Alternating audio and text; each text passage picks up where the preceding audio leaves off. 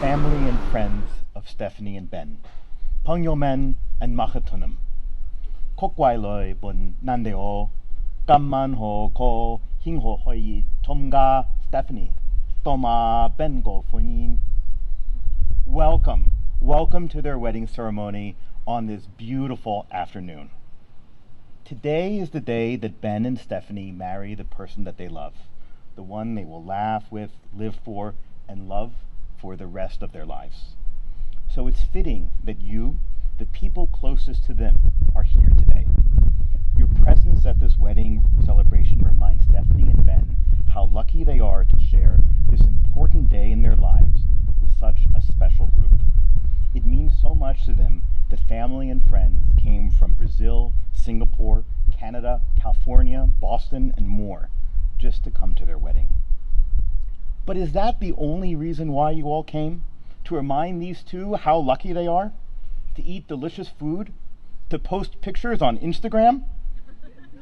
All these are good reasons, but there are more. Now, we know that both Stephanie and Ben are economists, so it's natural to ask, what does economics teach us about marriage and weddings? Economics teaches us a few things. That a wedding is a signal. The best signals are costly ones, which means that weddings are among the very best signals of all. This ceremony is a special bond, a social contract, in which everyone here is a participant. But economics also teaches us that marriage has bizarre and complicated tax implications. And then there's this whole business about stable matching. Now, I'm not an economist. Many years ago, actually, I dropped the groom's father's course about stable matching after a few weeks. But I did learn some things in the study of business and management that I think apply to marriage. So, people come together to form organizations. And make no mistake, Stephanie and Ben, marriage is an organization with roles and responsibilities. But you do this to accomplish more than you can accomplish by yourself. And although this new firm of a sort that's being created today has 2 co-founders, 2 employees for now anyway, but actually everyone involved here today is a stakeholder in this organization. And what makes a marriage work is not just the love between 2 people, but their support in a community. From bridesmaids and groomsmen, friends and family, everyone here is now part of their new firm at this ribbon-cutting ceremony.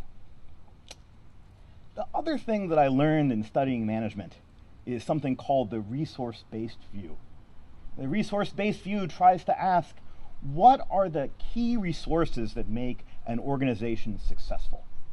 And it teaches that the most important resources are those that are difficult to copy, deeply embedded, immutable, and ineffable. And so I ask you, what is more deeply embedded, difficult to copy, immutable, and ineffable than love? Stephanie and Ben, you two are blessed with sharp minds, tremendous work ethics, and warm hearts. Your marriage will demand these resources, but will reward you in kind.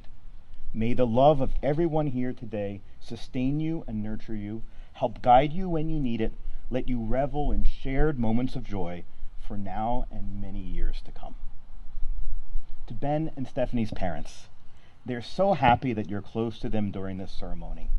They want you to know how much they appreciate your love and support over the years, and they want to return that love to you with gratitude. They hope their marriages will be like yours. They see you balance each other, take care of each other, and value each other. They're privileged to have you as role models for their marriage.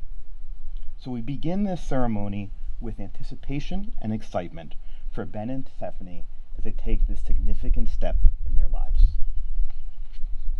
So Stephanie and Ben are ready to take this step because of the way their love has grown since they first met. In 2012, Stephanie organized a happy hour for Harvard and MIT graduate students. Where else but at Tasty Burger? Ben and Stephanie started talking that night and have been together basically ever since. Their first official date was around the corner at the Park Restaurant in Harvard Square, where they sat at the bar for hours, commiserating about grad school, starting to learn more about each other. There were many dates to follow, and the two started falling in love. Stephanie was impressed by Ben's intellect and loyalty, as well as his simplicity. You may not be surprised to learn that he wore the same sweater to 5 of their first 6 dates.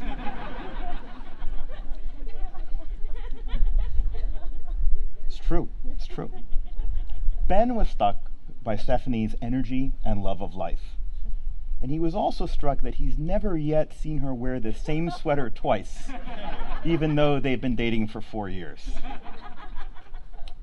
But soon, they didn't just love each other, they were falling ever deeper in love. 3 years after their first date, Ben proposed to Stephanie right outside the very same Park Restaurant. We all know the extent of your love. We've seen you laugh together, walk together, discuss economics together. We're so happy in your decision to marry today. Now it's time for vows.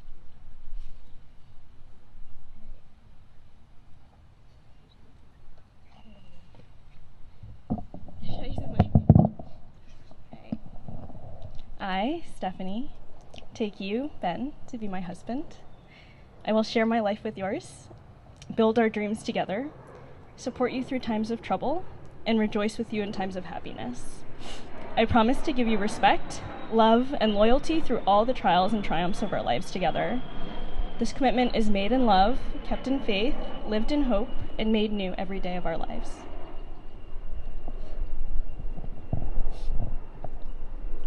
I, Ben, take you, Stephanie, to be my wife. I will share my life with yours, build our dreams together, support you through times of trouble, and rejoice with you in times of happiness. I promise to give you respect, love, loyalty, through all of the trials and triumphs of our lives together. This commitment is made in love, kept in faith, lived in hope, and made new every day of our lives. Stephanie and Ben each prepared some personalized remarks for one another. Ben, if you would share yours first.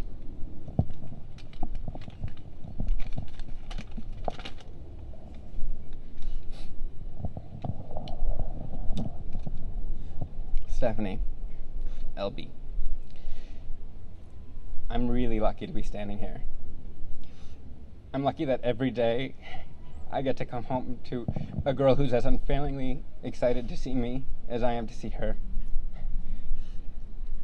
I'm lucky to have the support of a fiercely loyal partner who never hesitates to go the extra 10 miles for the people she loves.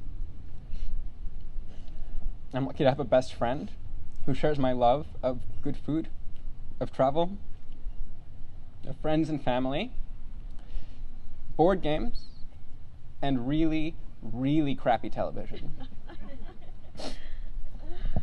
You all know that she's beautiful and super smart, but you may nevertheless be surprised to learn that I'm lucky to share a home with a champion rhymer, word merger, and stuffed animal voice actress. I don't think there's anything else. I feel like I've won the lottery, and I'm just really excited that I get to marry you. I'm looking forward to fulfilling all of the promises that a marriage symbolizes, and to reminding you every day how lucky I feel, thick and thin.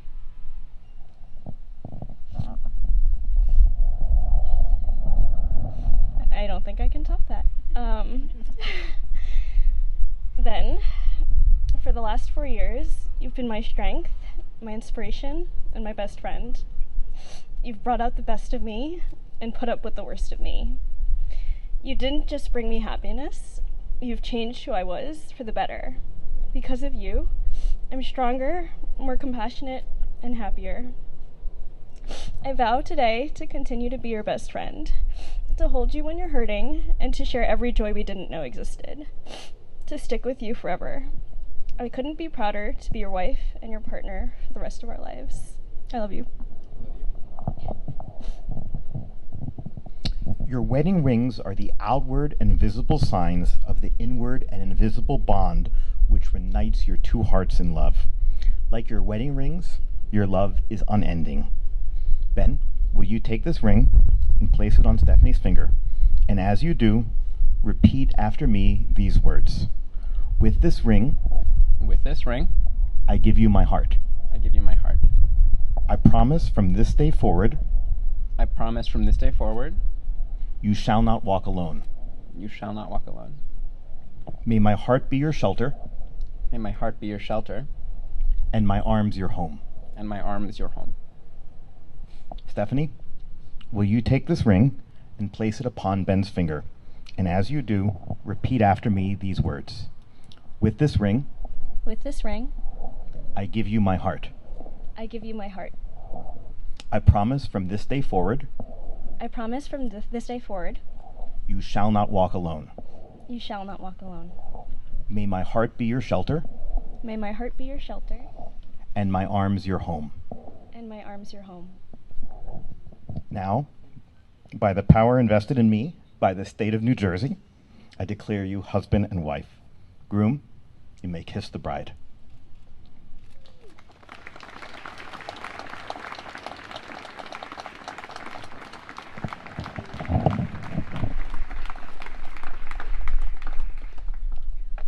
In a Jewish wedding, it's a joyful end to the ceremony when the groom breaks a glass. Why? No one knows. There are about 800 pages of Talmud that try to understand why. But as Ben breaks the glass, this is the wish that we have for you both.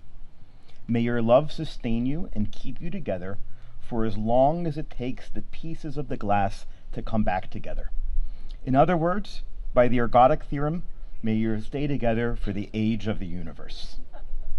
As the glass is broken, we know your marriage vows are as permanent and final as the breaking of the glass will be unchangeable. And now, let me get the glass.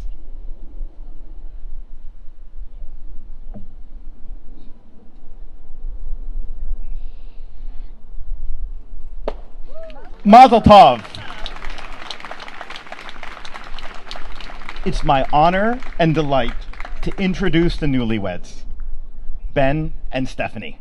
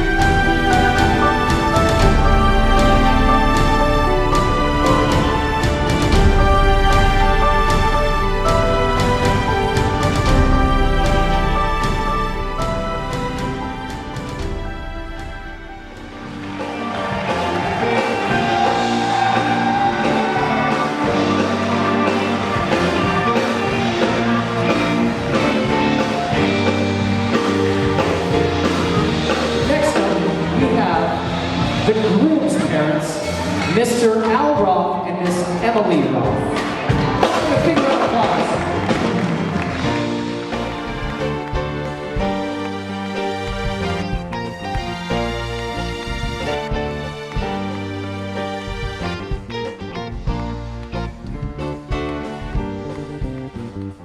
Now, next up, we have the bridesmaids and the groomsmen. First up is Kathy Lennon and Aaron Roth.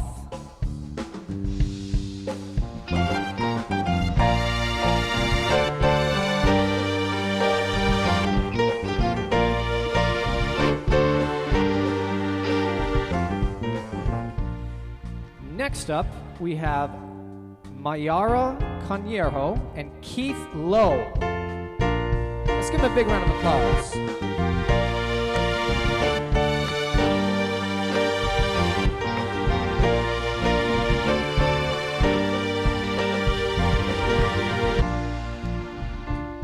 Next, we have Jessica Yasuda and David Choi. Let's give them a big round of applause.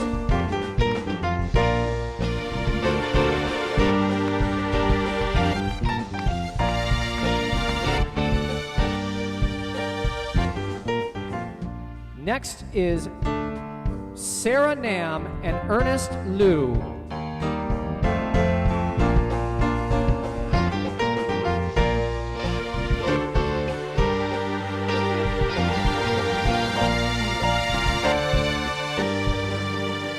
Next, we have Brittany Crocker and Greg Howard.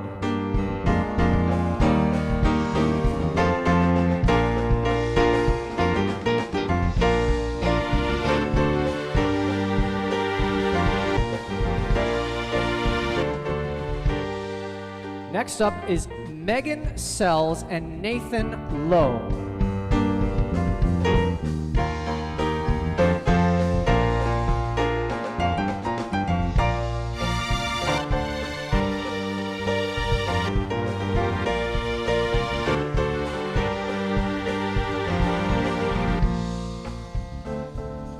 And last but not least, your guests of honor. For the first time, let's put a huge round of applause together for the newlyweds, Ben and Stephanie! You are the best thing. You are the best thing. You are the best thing that ever happened to me. And for their first dance, they've chosen Just the Way You Are by Billy Joel.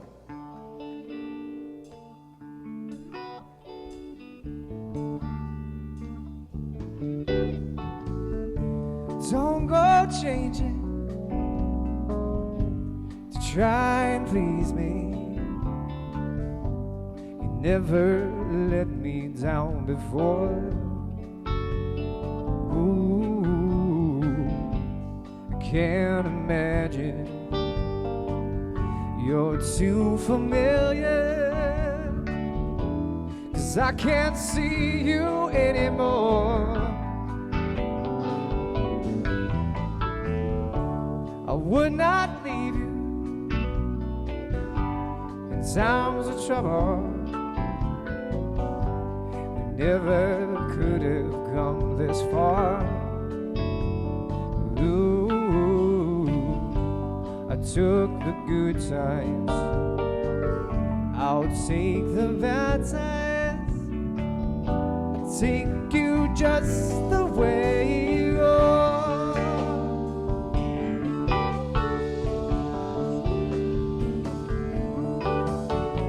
Oh, don't go trying some new facet. Don't change the color of your hair.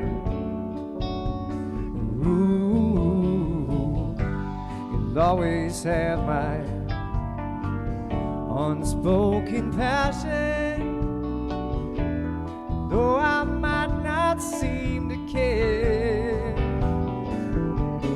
Oh, don't want clever conversation.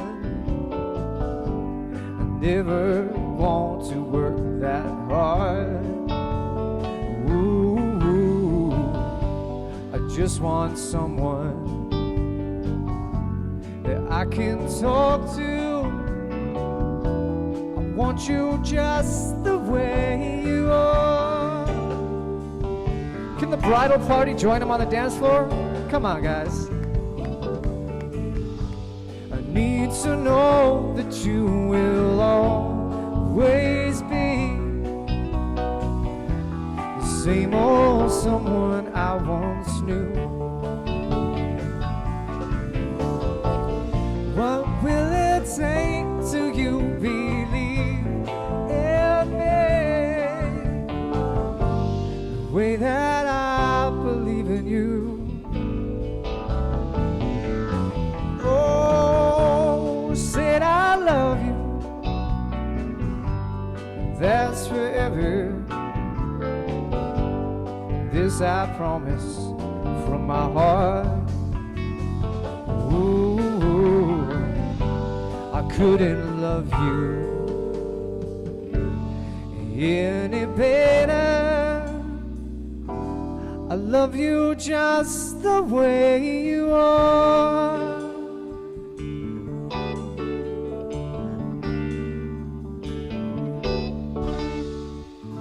Let's give him a big round of applause, ladies and gentlemen.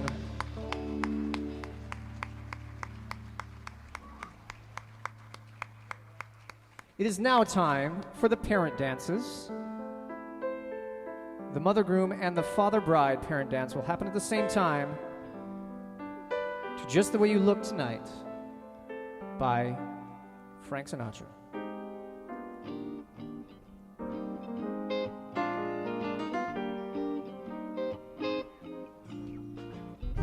Someday, when I'm awfully low and the world is cold, I will feel a glow just thinking of you and the way you look tonight.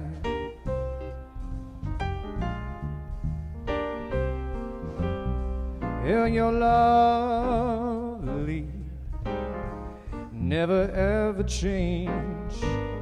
Keep that breathless charm. Won't you please arrange it? 'Cause I love you and the way you look tonight.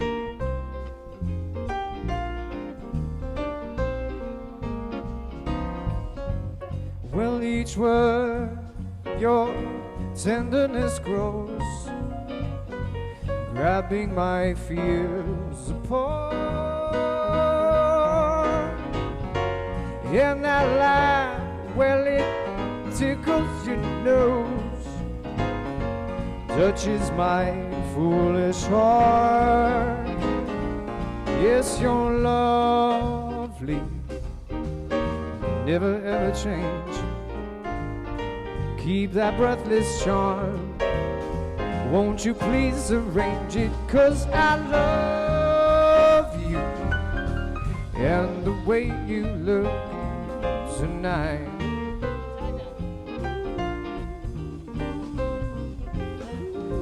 Just the way you look tonight.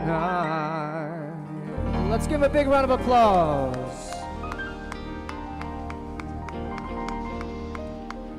Now, everybody, if I could please get your attention, we'd like to gather everybody on the dance floor for a big group picture. If everyone could please stand up. Everyone, please stand up and make your way into the center for a big group picture.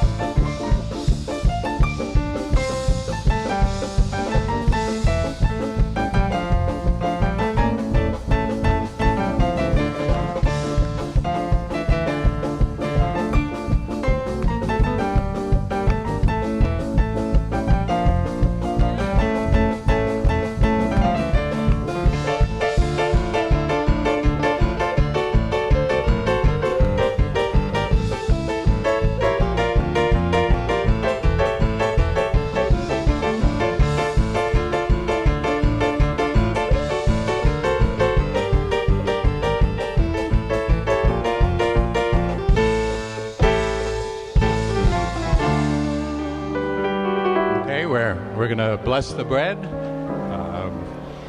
Baruch atah Adonai Eloheinu melech haolam hamotzi lechem min haaretz.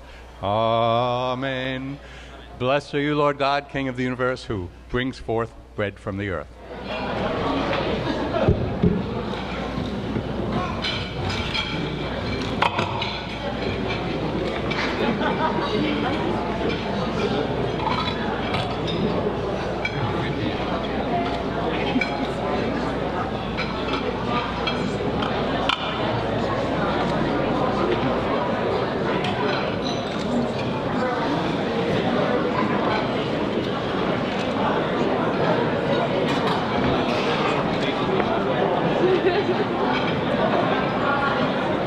Thank you so much for coming. I have written a long speech, but I'm too vain to put on my glasses to read it, so I'm just go with Alan.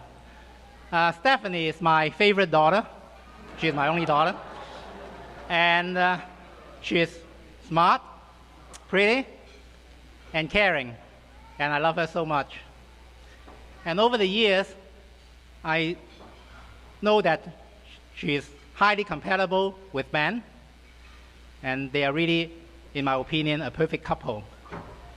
So on this, their wedding day, I just want to wish them success, happiness, and lots of grandchildren for me.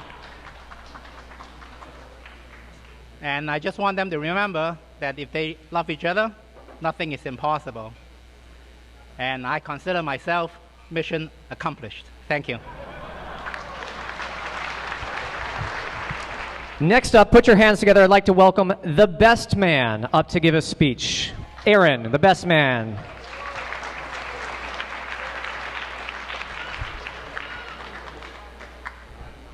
Thanks. So I'm Ben's big brother, and it's a real pleasure to be here. I'm 7 years older than Ben, so when we were growing up, he always seemed like a little kid. When I started high school, Ben was just starting second grade. When I was starting college, Ben was only 11 years old. At my wedding, Ben was my best man, but he couldn't drink. He was only 18, so we had to sneak him beers. So it's been a lot of fun watching him grow up at an accelerating pace. A lot of this is, I got to watch his interests develop. First it was Pokemon and World of Warcraft. Then it was eating chocolate lava cake. But then it became cooking chocolate lava cake. There was a year or two where for every meal, Ben would cook us a chocolate lava cake. And table tennis. Ben became one of the top-ranked under-18 table tennis players in the state of Massachusetts. When he was really little, I used to beat him at ping pong, but then he would start insisting that I could use a paddle, but he would have to use his cell phone, and he would beat me with his cell phone instead of a paddle. It was fun watching him to set off to college and earnestly want to make lifelong friends. He ended up graduating in 3 years, so I don't know how well that went. But then he started graduate school, and he met Stephanie. And I got to watch him become all the more thoughtful as a couple with Stephanie. He became a vegetarian. He started being self-critical about his research. He didn't want to do theory for theory's sake, but really wanted to make a difference in the world. He spent summers in Kenya and India wanting to fight and ultimately cure poverty. I think it remains to be seen how well that'll work on a global level, but he's already successful at home. He's got a job at HBS teaching the entrepreneurial manager to first-year MBAs, so well done. And so it's a pleasure to see you marrying Stephanie. You complement each other well, both in terms of personalities and interests. And I look forward to seeing you both grow together and produce a bunch of cousins for Eli. Next up, I'd like to bring up the brother of the bride, Nathan. Let's give him a big round of applause, everybody.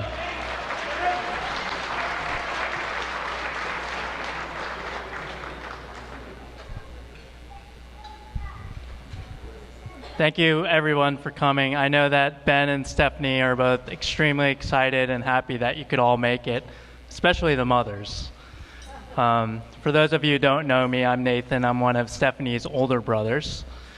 And I'll try to make this short because I know that if I go too long, Stephanie and Ben's collective brain power will zap me, and I don't want that to happen. So I've been extremely privileged to have seen Stephanie grow up from when she was a little girl to the woman that she is now. She always worked extremely hard for everything and never settled for second best. She became an accomplished ballerina, violinist, and student. So it says a lot about Ben that she's chosen you to spend the rest of her life with. She would never have chosen you if she didn't think you were worthy. Speaking of Ben, I actually know Ben the most from other weddings, ironically, and also from holidays. So this is our third wedding together, Ben. We went to my brother's wedding and my cousin's wedding as well. And during the last wedding, I got to sit next to Ben the entire time. And I got to meet him and get to know him a lot better. He's a very nice guy, very smart, of course. But I didn't realize until then what a good sense of humor he has. And he showed me this magic trick with 2 wine corks, and I still have no idea how he does it. So when you see him tonight, ask him to show you that trick, and once you figure it out, come back and tell me how it's done. I also know Ben from holidays, like I said, when Stephanie would kind of drag him back to our home in Long Valley, New Jersey. And if you know anything about our house, there's nothing to do around. So we basically spend our time bowling or playing card games or board games. I remember the first time we all went bowling together. Ben said to me beforehand, you know, at home, I've got my own bowling ball. I thought to myself, oh boy, this guy's going to be good. He's going to be really good. Let's just say I think my mom beat him that game. I thought, well, at least this guy's got confidence, if nothing else. And then during these holidays, if you know Ben and Stephanie pretty well, kind of board games and card games are kind of a hobby of theirs. So it's really funny to watch the interaction they have while they're playing these games. They're both hyper-competitive and both want to win, which I think comes with the territory with kind of the success that they've had so far in life. So Ben is very logical and is always trying to win and thinking 5 or 6 steps ahead. And sometimes that means eliminating Stephanie first. So he starts trying to eliminate Stephanie, and Stephanie says, wait, why are you trying to eliminate me? What's going on? Ben says, I'm not trying to eliminate you. It's just, I'm trying to win a game, and you just happen to be in the way. Stephanie is not happy with that answer, and she's very upset. And I'm in the middle of these two, right? But then I see, as minutes pass, the gears turning in Ben's head. He throws logic out the window. Maybe being first all the time isn't the most important thing in life. Maybe letting my sister have fun and enjoy the game might be better. And so guess who ends up losing? Yeah, that's right, me. So cheers to the new lovely couple, Stephanie and Ben. I know you'll only make each other better. And Ben, I will figure out that magic trick before the night's end. Cheers. We'd like to make a toast to our mothers. So let me interject for a moment. Stephanie wrote this toast for her mom, and I took a few opportunities to edit it and make it a little bit more relevant for mine as well. Dearest mom and dad. And my mom and dad. I wouldn't know where I'd be without you. You're the best I could ever ask for. You're kind, supportive, and patient. You taught me to believe in myself and did everything you could to help me realize my dreams. Ditto. I read a quote once that the best moms were the ones who noticed that there was only one slice of pie left and all of a sudden weren't hungry and didn't like pie, but my mom would be the one to go to buy me a pie and even ask what flavor I wanted in the process. My mom is either a really good actress or she doesn't like pie. But when my dad eats the pie, my mom always gets me another one. I've been so incredibly blessed to have you both in my life. Mom and Dad, I'm so grateful for everything you've done. Thank you and happy Mother's Day. Happy Mother's Day.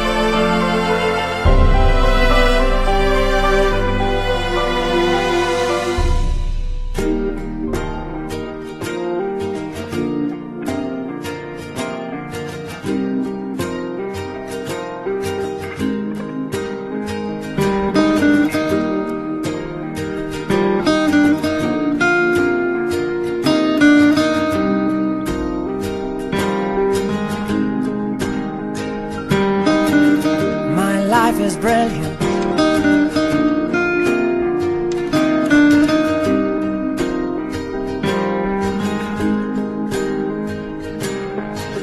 My life is brilliant. My love is pure. I saw an angel, of that I'm sure. She smiled at me on the subway. She was with another man, but I won't lose no sleep on that, 'cause I've got a plan. You're beautiful. You're beautiful. You're beautiful. It's true. I saw your face in a crowded place, and I don't know what to do, 'cause I'll never be with you.